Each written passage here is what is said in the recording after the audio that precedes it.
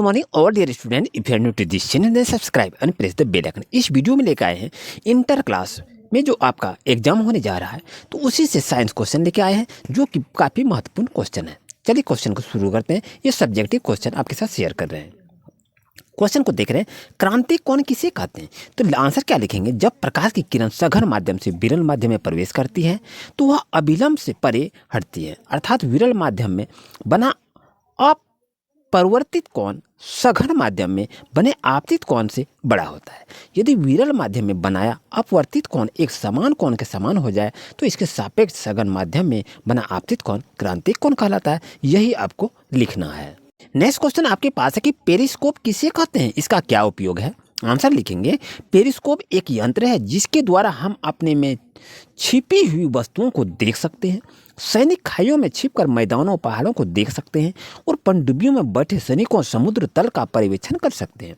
किसी धुंध वाले दिन अवरक्त फोटोग्राफी भी इसकी सहायता से की जाती है और पेरिस्कोप समतल दर्पणों की सहायता से बनाए जा सकते हैं जो प्रकाश के परावर्तन सिद्धांत पर कार्य करते हैं और उच्च कोटि के पेरिस्कोप में प्रिज्मों का प्रयोग करते हैं। नेक्स्ट क्वेश्चन को देख रहे हैं कि समतल दर्पण में बने प्रतिबिंब की विशेषताएं लिखिए। आंसर लिखेंगे, समतल दर्पण के सामने में जितनी दूरी पर कोई वस्तु हो उसका बिंब उतना ही पीछे बनता है और समतल दर्पण में किसी भी वस्तु के पूरे बिंब को देखने के लिए दर्पण का आकार में उससे आधा होना अति आवश्यक है। ये आपका आंसर रहेगा। चौथा क्वेश्चन को देख रहे हैं कि अवतल दर्पण के उपयोग को लिखें।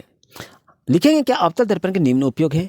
बड़े आकार के अवतल दर्पणों का प्रयोग और ऊर्जा के लिए किया जाता है। इनका प्रयोग वाहनों के हेडलाइट, लैंपों, सर्च लाइट, टॉर्च आदि बनाने में किया जाता है और सेविंग दर्पणों को बनाने में इसका प्रयोग किया जाता है।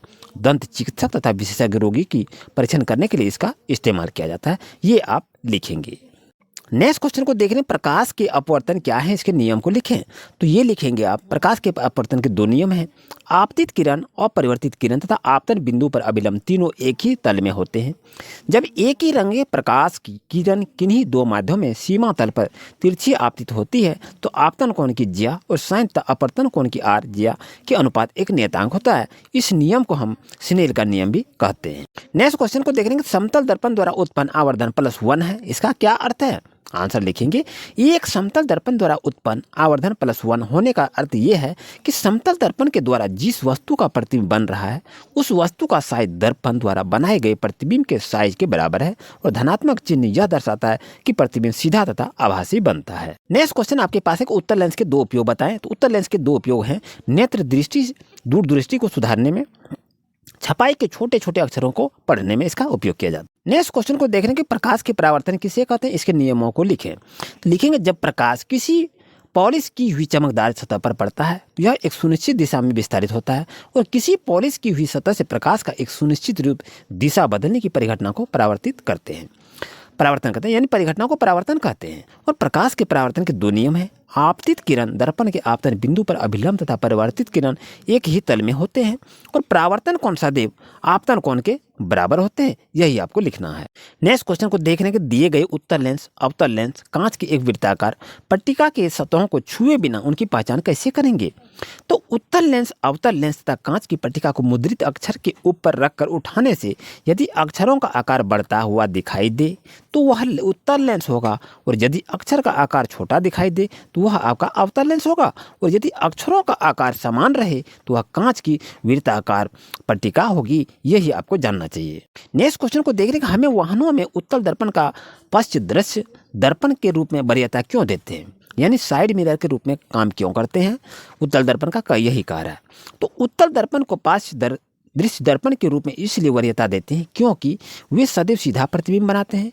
इनकी दृष्टि क्षेत्र बहुत अधिक है क्योंकि ये बाहर की ओर वक्रित होता है, इसीलिए इसका उपयोग किया जाता है। नेक्स्ट क्वेश्चन को देख रहे हैं कि उत्तल लेंस को अभिसारी लेंस क्यों कहते हैं? ये काफी इंपॉर्टेंट क्वेश्चन है।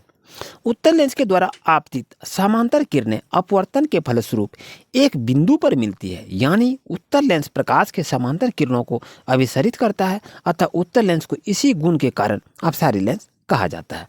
आते हैं क्वेश्चन नंबर नेक्स्ट पर। नेक्स्ट क्वेश्चन को देख रहे हैं कि उत्तल दर्पण तथा अवतल दर्पण में अंतर लिखिए। तो इस तरह से आपको आंसर लिखना है। क्या लिखना है? ये एक साइड आपको अवतल दर्पण लिखें, एक तरफ उत्तल दर्पण लिखें और इधर आपको वर्णन करते हुए चलना है जिस तरह आपको दिखाई दे रहा है। तो इस तरह से आप लिखने का प्रयास करेंगे। तो यहाँ लिखेंगे 2 नंबर में लिखेंगे इसको, 3 नंबर में इसको लिखेंगे, इसके भी 2 नंबर में और इसे भी आप 3 नंबर में लिखेंगे। इसी पॉइंट को लिखना है। यदि आप इस तरह भी आंसर को लिखते हैं तो आपका जितना भी नंबर आएगा एग्जाम में वो पूरे का पूरा नंबर इसमें आपको प्राप्त कर सकते हैं। आते हैं क्वेश्चन नंबर नेक्स्ट पर। अब नेक्स्ट क्वेश्चन को देख रहे हैं कि उत्तल लेंस और अवतल लेंस में अंतर क्या है। तो लिखेंगे कि बीच में से मोटा तथा किनारों से पतला होता है कौन? उत्तल लेंस। अक्षर बड़े आकार के दिखाई देते हैं कौन? उत्तल लेंस। और प्रकाश की किरणों को एक बिंदु पर केंद्रित करता है। यदि 1, 2, 3 और 1, 2, 3 इस तरह के पॉइंट भी लिखेंगे तो आपको जितना नंबर मिलेगा वो काफ़ी कम नहीं है। इसमें 100% ये आपको नंबर प्राप्त होगा। यही क्वेश्चन एग्जाम में अधिकतर पूछा जाएगा। और आप चाहे तो और भी ये पॉइंट है, इसे पॉइंट को भी आप अच्छी तरह से लिख सकते हैं। यहाँ आपसे ये भी क्वेश्चन पूछा जाएगा कि वास्तविक प्रतिबिंब और आभासी प्रतिबिंब में अंतर क्या है। तो ये देखिए नंबर 1 और ये भी नंबर 1, ये नंबर 2 और ये नंबर 2 है। इस तरह से इसे लिखने का प्रयास करेंगे। तो आप देखें तो ये 1 नंबर, 2 नंबर और 3 नंबर को भी लिख सकते हैं। इसमें कोई दिक्कत नहीं है, ये बहुत सरल है। वास्तविक प्रतिबिंब सदैव उल्टे होते हैं, आभासी प्रतिबिंब सीधे होते हैं। तो इस तरह से आप याद कर लीजिए, आपको याद भी हो जाएगा। प्रकाश के परावर्तन किसे कहते हैं, इसके नियम को लिखें। तो क्या लिखेंगे? प्रकाश की किरणों का किसी भी वस्तु से टकराकर लौटने की घटना को प्रकाश का परावर्तन कहते हैं। प्रकाश के परावर्तन के 2 नियम हैं, आपतित किरण, परावर्तित किरण एवं आपतन बिंदु पर डाला गया अभिलंब एक ही तल में होता है। तो दूसरा लिखेंगे कि आपतन कोण परावर्तन कोण के बराबर होता है।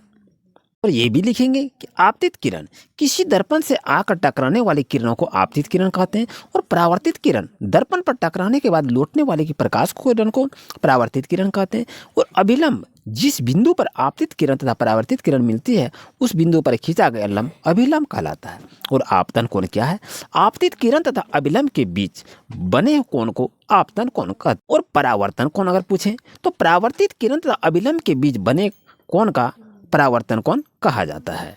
अगर यहाँ बात करें कि प्रकाश का प्रकीर्णन से आप क्या समझते हैं, तो जब प्रकाश किसी ऐसे माध्यम से गुजरता है जिसमें धूल तथा अन्य पदार्थों के अत्यंत सूक्ष्म कण होते हैं तो इसके द्वारा प्रकाश सभी दिशाओं में प्रसारित हो जाता है और इसी प्रकाश का प्रकीर्णन कहते हैं। सूर्य के प्रकाश को प्रकीर्णन के कारण ही आकाश का रंग नीला दिखाई पड़ता है, इसे आपको याद रखनी चाहिए। अब आपसे ये भी क्वेश्चन पूछा जा सकता है, प्रकाश के अपवर्तन के नियम को लिखे। परावर्तन को पढ़ लिए तो अपवर्तन भी पढ़ लीजिए। प्रकाश के एक माध्यम से दूसरे माध्यम में जाने की उसकी दिशा में होने वाले परिवर्तन की घटना को प्रकाश का अपवर्तन कहा जाता है। अपवर्तन के नियम क्या है? तो आपतित किरण, अपरिवर्तित किरण और आपतन बिंदु पर अभिलंब तीनों एक ही तल में होते हैं और प्रकाश की किसी खास रंग के लिए आपतन कोण की ज्या को अपवर्तन कोण की ज्या में एक निश्चित अनुपात में होता है जिसे अपवर्तनांक कहते हैं। इस नियम को स्नेल का नियम भी कहा जाता है। नेक्स्ट क्वेश्चन को देखने के सामान्य नेत्र 25 सेंटीमीटर के निकट रखी वस्तु को सुस्पष्ट क्यों देख पाते हैं?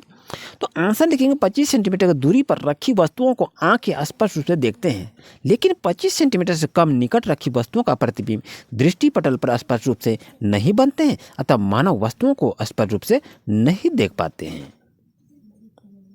इस क्वेश्चन को देख रहे हैं कि समतल दर्पण में बना प्रतिबिंब का साइज और प्रकृति कैसी होती है। तो आंसर लिखेंगे समतल दर्पण द्वारा बना प्रतिबिंब ऑब्जेक्ट के समान प्रतिबिंब का साइज को दर्शाता है और प्रतिबिंब दर्पण के उतने ही पीछे बनता है जितनी दूरी पर वस्तु समतल दर्पण के सामने होती है और यह काल्पनिक प्रतिबिंब को बनाता है। आपको कहा जा रहा है कि एक समतल दर्पण में प्रतिबिंब बनने की क्रिया को दिखावें। तो कैसे इसको बनाएंगे, इसको अच्छी तरह से देखें।